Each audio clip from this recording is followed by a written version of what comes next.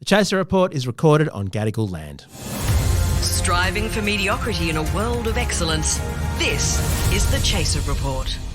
Hello and welcome to the Chaser Report with Dom and Charles. Hello, Charles. I called it. For once, my prediction came true. AI has been used to disrupt the US election already. There's been fake robocalls of Joe Biden in New Hampshire already before the primary there. Apparently, the robot voice was far more awake and actually knew what they were talking about, so it was pretty easy to pick.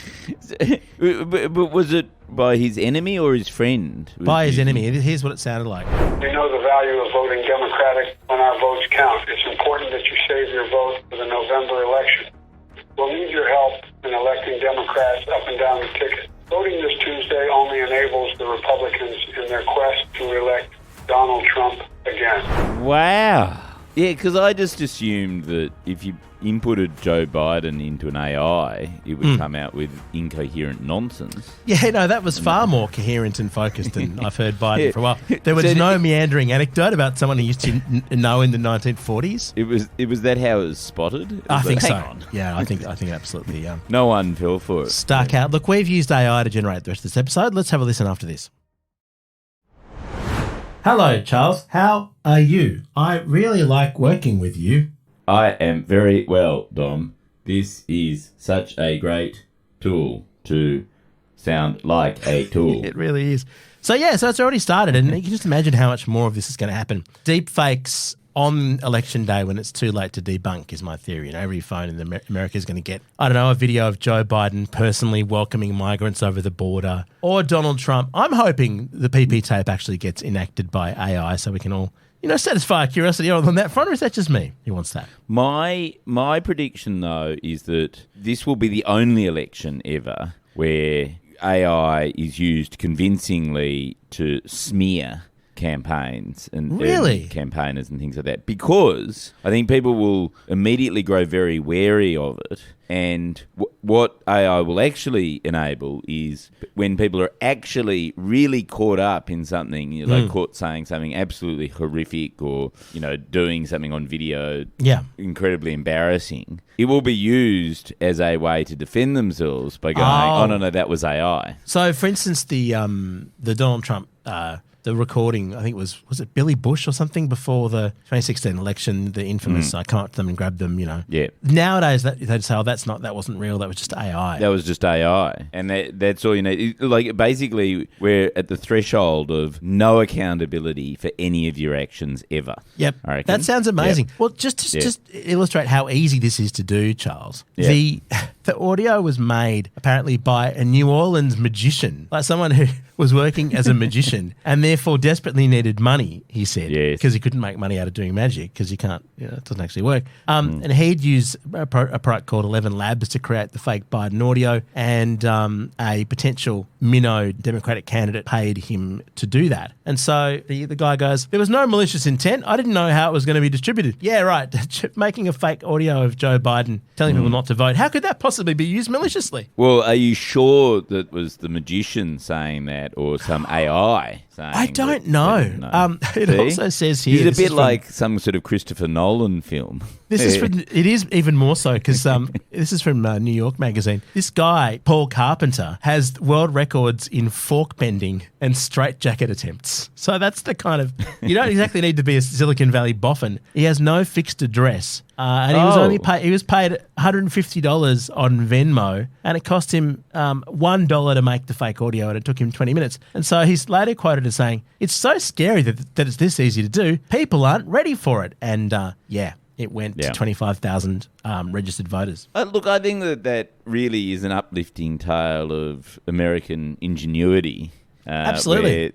Where somebody manages to get paid $120 for a minute. That's all I heard. All I heard was 1 minute of work, $120. I also heard that even if you're good enough at magic to hold a fork-bending world record, you can still be of no fixed address in America. Why don't they value artists? Why does nobody value the artists, Charles? Yes, the lost art of bending fork. I know. It's sort of like...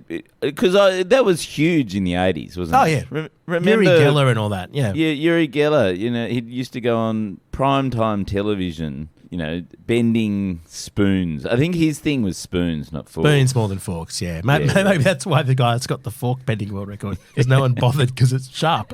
But you know who's to blame for that, just as a sidebar, Charles? Oh, who? Who got rid of all the proper forks? Craig Rucastle. It's Craig's fault that we all have wooden forks. Yeah. Disposable bamboo wooden forks. Thanks for nothing, Rucastle. Can't bend those. So, I've got a bit of an AI tale and how good AI is in some ways. So we're doing this show, Wankonomics, at the moment. I'm so glad you mentioned it. Sort of completely sold out in Adelaide. We've added 2 extra shows, but they'll sell out by the time you listen to this.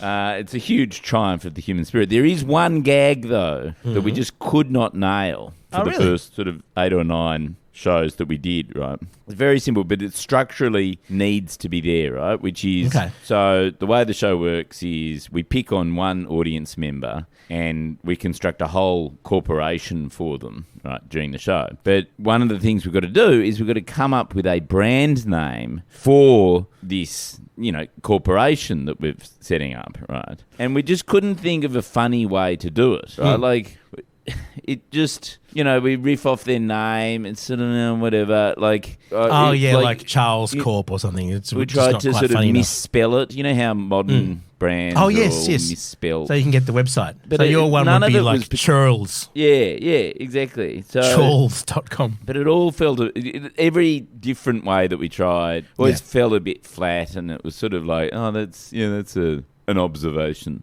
Right. So then a couple of nights ago, we went, okay, why don't we just let AI solve this problem, right? What a good idea. And the thing is, in the show, we go, obviously, this is 2024. You've sacked all your human staff. Yeah. You're going to need to use AI to find your brand name, right? And we sort of make it look like it's part of the show. It's actually because we couldn't work out what a good way to come up with a brand name is, and we just pretended that, it was a joke, right? So anyway, and then what you can do with ChatGPT is I've created a Wankonomics GPT engine, right? Which I think we're going to put on our Wankonomics website. Yes, I've seen. I looked at this recently, where you can actually train the AI to use particular inputs rather than the whole of the internet. Yes, exactly. So, and to put it on guardrails, so you're getting exactly what you need out of the engine, right? And so I just set up this little chatbot that went, what we need a sort of corporate jargonistic. We need a suggestion for a name based on somebody's own personal name for a large company. But then we want a jargonistic corporate, set of reasonings around it. Fantastic. It's pretty snappy, right? Yeah. It works so fucking well. Like, it is scary because they're all tailored to each person's name. It looks like a magic trick. It looks like the modern version of spoon bending.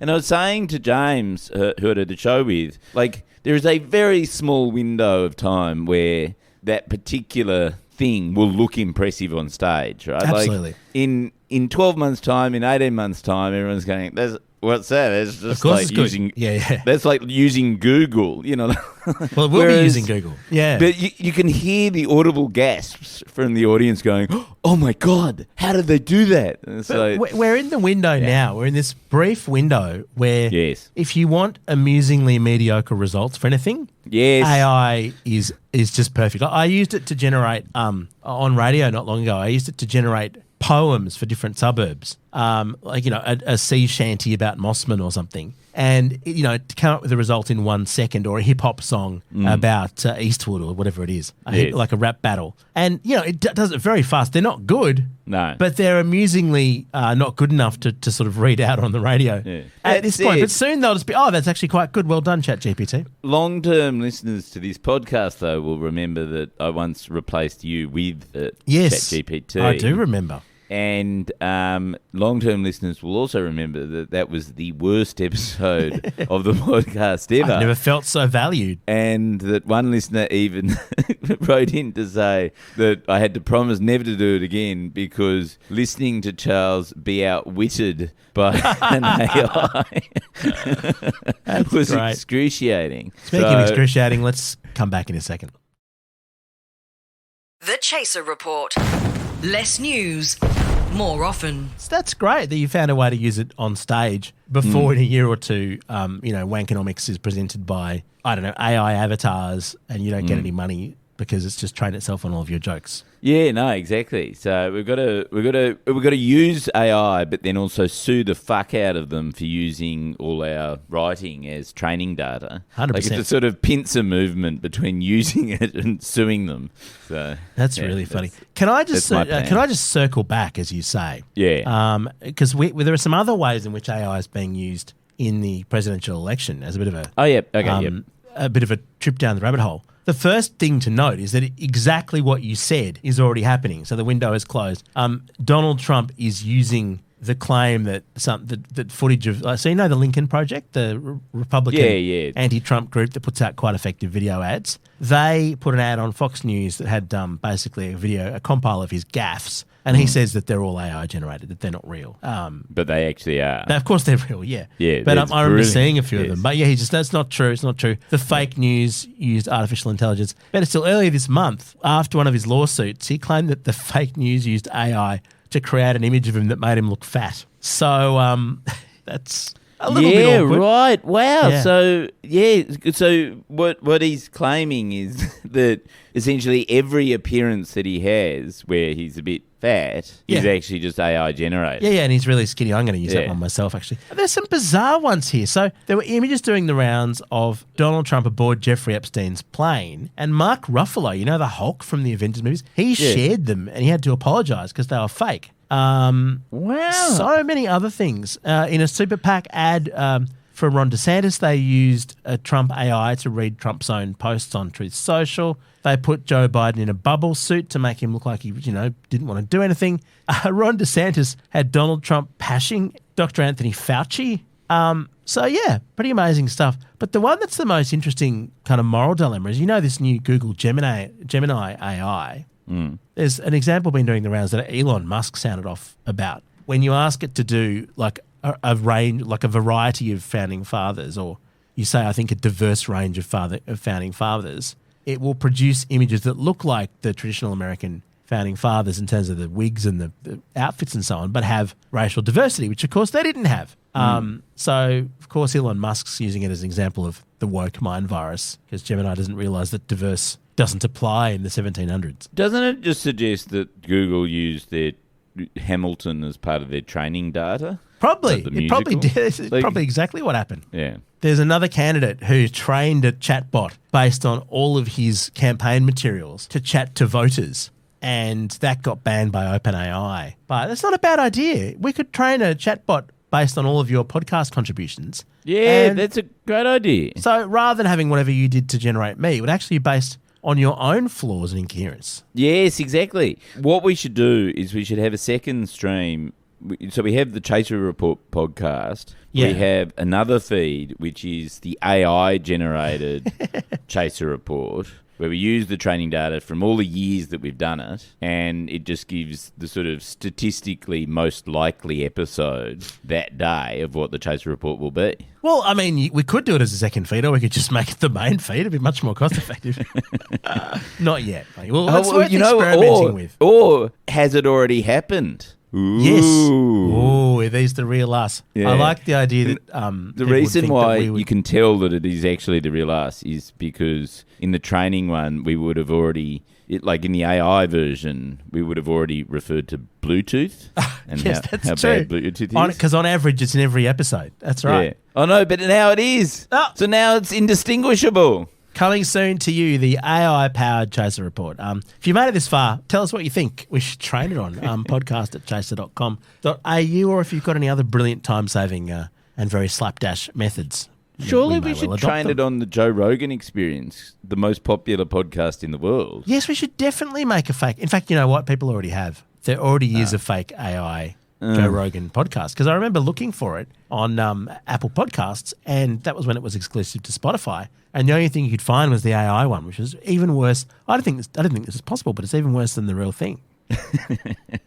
Okay. What a wonderful world this is. Shall we stop there and get dabbling, get training the AI? Good luck with your show. Well, have a good day, and I suppose I'll see you tomorrow. We'll hopefully never speak to you again, because we'll just get AI to do it.